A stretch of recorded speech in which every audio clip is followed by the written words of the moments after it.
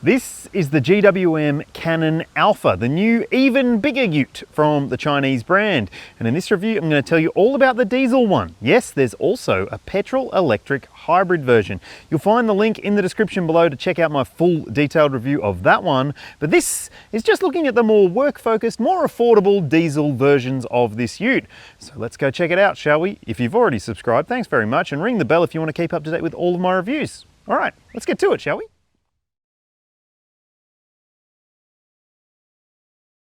Like I said, if you want to learn everything you can about the hybrid version of this ute as well, make sure you hit the link in the description and watch that review because it's a pretty different vehicle. It's got a completely different powertrain. It's also got a few different interior features which might make you think twice about whether the diesel is the right one for you.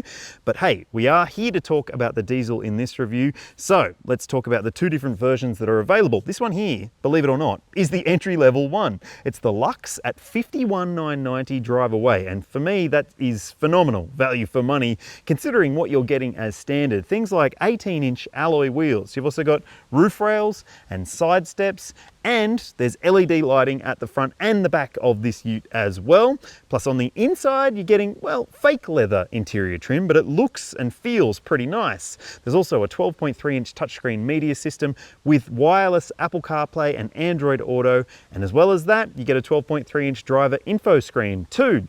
Plus there's dual zone climate control, you get electric driver's seat adjustment, and a few other nice features on the inside, which I'll tell you about in a sec. Then up from there is the Ultra version, and well, it's only a couple of extra $1,000, but it does add a few extra features which you will really appreciate. Firstly, you get LED fog lights at the front, and you also get a really tricky tailgate design with that one. It's got a 60-40 split, so you can actually step in a bit closer to the tub and reach things a little bit easier without having to climb in because it sits pretty high, this ute. Now on the inside, it gets real leather interior trim. You also get heated and cooled and massaging front seats as well, with a bigger touchscreen media system, a 14.6-inch screen too. So it does seem to stack up pretty well, and you don't have to spend all that much more to get things like that. Plus that higher grade version also gets wireless phone charging, which really this one probably should. But hey, there's a lot to consider if you are thinking about spending this much money on a ute, and I've got a few alternatives that you might want to check out too. Obviously, if you're considering this ute, you could also consider the GWM Cannon ute, the more affordable, smaller version with the smaller diesel engine. And it is still a pretty good ute if you are after something that's super duper focused on value for money. Now, it's got a few different variants available, including a 4x2 model and 4x4 for many of the different versions of that ute. And there's also a cab chassis version too. So it does seem to stack up pretty well if you're looking for a work ute and you don't want to spend $70,000, $80,000 or $90,000 on it. So that could be a really good choice for you. Now, also, I would recommend you go and check out the Mitsubishi Triton. It's a really nice new generation ute, that one. There's a bunch of different versions available. It's missing a few things here and there in terms of what's available across the lineup, but I think it's very good as well. And another one you might want to go and have a look at is the SsangYong Musso, and it is, well, maybe not to everyone's taste when it comes to the appearance, but I do think that it's a very compelling option for those who are on a really strict budget. And look, it's still very big if you choose the one that's the XLV, so it's got the longer body, longer tray, and it really does seem to make sense if that's what you're after. It's got 3.5-ton towing as well, so it does stack up pretty well from the adventure perspective. I've done detailed reviews of heaps of these utes. You'll find links in the description, and you can have your say in the comments over which one you'd pick. Would you just go for this or the hybrid one of this? If you've seen my GWM Tank 500 SUV review, you're probably thinking, wow, that looks actually really similar to this. Well, yeah, they're basically the same vehicle, just this one happens to be a pickup truck. So that means that it does look kind of strange in terms of its proportions.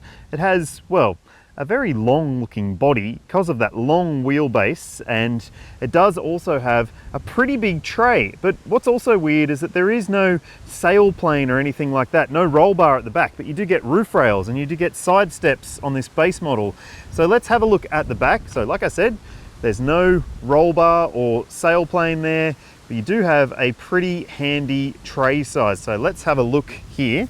Now, to open the tray, you press this button, and it just does a soft open for you as well, which is beautiful. Lots of the other high spec utes don't even have that. I'm talking Triton, Hilux, etc. But in there, you also get a standard tub liner, which you don't get in all utes, that's for sure. There's a few tie down points around the edges of the tray, and it's also got pretty decent dimensions. It's a long tub, and if you are wondering, well, the payload capacity, not fantastic. I'll put some figures on your screen so you can see for yourself. And look, whether you're choosing diesel or hybrid, the payload could be better. But one thing that is good to see, well, that's very light to close, by the way, is that there is a full-size spare wheel underneath there. So you do have that practicality, but tell me what you think about it in the comments. Is that a big enough tray for your needs? This feels so much better than some of the other utes at this money. It's almost embarrassing for those other utes.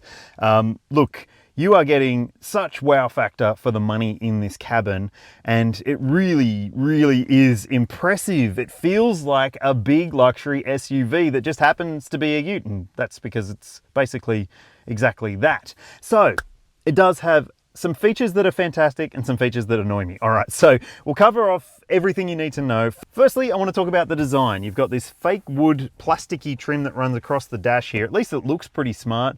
And there's a fake leather trim section on top of the dashboard as well. What is weird, this car doesn't have a head-up display, but it has the spot for a head-up display, and that's kind of cheapo, but you do get this 12.3-inch driver info screen with big digital instrumentation there. So I like that. I don't like the way you have to interact with it because it is a little bit fiddly in terms of using the controls on the steering wheel to adjust things on there, but you do get used to it after a couple of days of driving, as I've found out. Plus, you also get used to this 12.3-inch touchscreen media system as well. I've had no issues with wireless Apple CarPlay every single time picking up and starting properly, so that's good to see. And you've also got other features on this screen that might take a bit of learning. There's a lot to it, including some that I recommend that, well, if you like to drive, you probably will want to learn the shortcuts around this screen to turn off things like your driver monitoring camera system, which keeps an eye on your eyes, and when it thinks that you're not paying attention, it'll tell you, but often it gets it wrong. And then there's also a smart drive section here where you can adjust things like your emergency lane keeping assistance and other elements of the drive. However, I think for the most part, it does do a pretty good job of making things easy to live with, apart from the fact that, well, you've got AC buttons and a fan controller down here, but no temperature controls down there, so you have to go through the screen to adjust your temperature. It's not a deal breaker, it's just annoying, I find. At least there's a recirc button there, and your demister buttons are down there too. Now, otherwise, I think that this is a pretty neat cabin. Shame that this base model doesn't come with an auto dimming rear view mirror, but you can step up to the next grade if you want that. There's also pretty big visors as well, and even in this base model, you get mirrors on both sides, so you can show up to the work site looking fresh, or just coming home looking fresh at least. That's where your wireless phone charger would go if you stepped up to the higher grade version.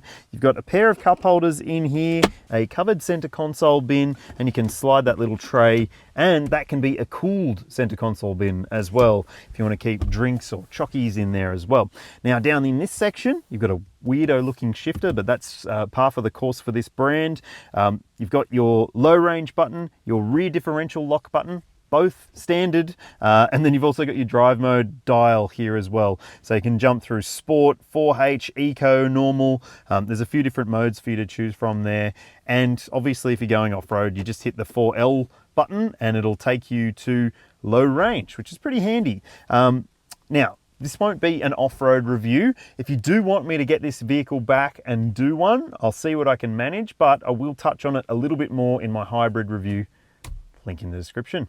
Now, you've also got a few little buttons down here, but it's a bit glary because it's all piano black, so it's sort of shiny. It's hard to see what's what, but you don't have seat heating or anything in this base model. So that's just your button to turn off the auto stop start, and your camera button if you want to turn on the camera and see what's going on around the vehicle. Now, also you get big door pockets which are lined, and I love that. It means that if you do have things in those pockets, they won't make as much noise if they're rattling around while you're on the road or whatever it may be. So let's check out the back seat space.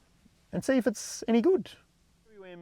The smaller GWM ute is, well, still very spacious, but this one, I mean, it's massive. I've got heaps of knee room, plenty of foot room as well to stretch out, really good headroom. So big bodies, you should be well catered for, and you should be able to fit 3 people across the back here as well, because there is no transmission tunnel intrusion. Now, let's talk about these seats. They are really comfy, but also you've got ISOFIX points for little ones if you do need to fit a child seat. And what's cool is, I mean, cool for parents, right? You've got top tether points down behind each of the outboard seats as well. So you don't have to worry about that silly strap thing going into the middle like some other utes. And also, let's talk about this middle seat. It can fold down for whatever reason. I'm not really sure why, because there's also an armrest here, which also has pop-out cup holders, a tray here for your phone, which in higher specs includes wireless charging, doesn't in this one, and there's another storage tray here. But that's not all, people. Down here, there's even more storage. There's a section in here where you could hide something if you wanted to. And when it comes to storage otherwise, there's also a section down here underneath the directional air vents, USB-C ports down there. You've also got bottle holders in the doors, just like the ones up front, map pockets. So really, this is excellent in terms of what it's offering for this kind of money. Righto, so the Cannon Alpha runs a 2.4 litre turbo diesel 4-cylinder engine, and it has pretty decent power and torque outputs. You'll see them on your screen now, and they are better than the entry-level GWM Cannon ute. Obviously, it's a bigger engine, but it also has a few different features as well. It's got a 9-speed automatic transmission, and it has permanent 4-wheel drive as well, but there is a 4-wheel drive high range or low range option if you wish to select them, and there's also a bunch of different drive modes too. Now, towing capacity, 750 kilos for an unbraked trailer and 3.5 tons for a brake trailer, but you have to keep in mind how much that will eat into your payload with that downball weight. And yeah, the payload numbers on your screen, a little bit modest, let's say. So it might not necessarily be the perfect ute for all of your needs, but hey, let's go see what it drives like, and maybe it will still fit your needs. We'll see. So the drive experience in this ute, well, it's not as good as some of the other utes in this segment, like the Ranger, the Amarok, the Triton, or the D-Max, or the BT50, but look, all of those utes cost more money. And hey, that's extra money that you might spend modifying this ute to make it better to drive if that's what you want to do. But I will say that as a basis for a build, if that's what you're thinking, well, it does seem to stack up pretty well, and I do like plenty of elements of this drive experience. Primarily, I'm talking about this 2.4 litre diesel, which is better than the standard little 2 litre in the GWM ute. It does have a lot more usable grunt. And one thing though that I'm not so sure about is the 9-speed automatic transmission. When you're going at lower speeds, it almost feels like it's acting like a dual clutch auto. So it has this sort of slurring tendency when you're just taking off from a standstill.